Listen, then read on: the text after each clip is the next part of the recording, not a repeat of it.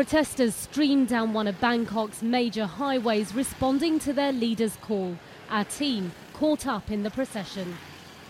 We're on our way to the Defence Secretariat. That's where protest leader Suthep has called on everyone to turn out, where Prime Minister Yingluck usually has her meetings.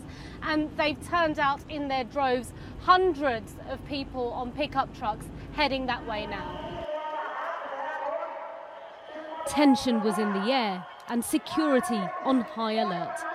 This mass protest came one day after clashes between police and protesters. CNN's team, right behind just one row of officers in the police advance unit, captured a grenade attack just a few metres away on camera.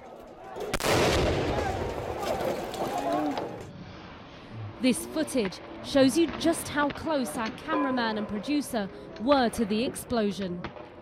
Caught in the midst of a seemingly harmless encounter that turned into a deadly confrontation. Police lines fell in front of them, both sides firing live rounds. One officer shot in the head died. 4 civilians were killed in the ensuing gunfire. So, the battle lines were drawn today. 1,000 police officers dressed in riot gear have been stationed outside the Defence Secretariat, but there are many more protesters. This barbed wire, the only thing dividing the two sides of Thailand's political crisis.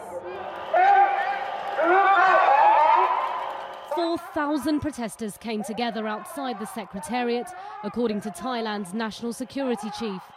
Inside, protest leader Suthep was locked in talks with senior defence officials, questioning Yingluck's whereabouts. Mr. Suthep, what have your talks been about? He wasn't answering my questions, but I spoke to his spokesman in the midst of the scrum. What have the talks been about? Just to make sure that Kun Yingluck isn't here. Where is she? Do you know? No idea. We have to find out. Suthep took to his makeshift stage, calling Yingluck Shinawat the devil who is insisting on hanging on to her illegitimate power. A position of power, the Prime Minister says she was legitimately and democratically voted into.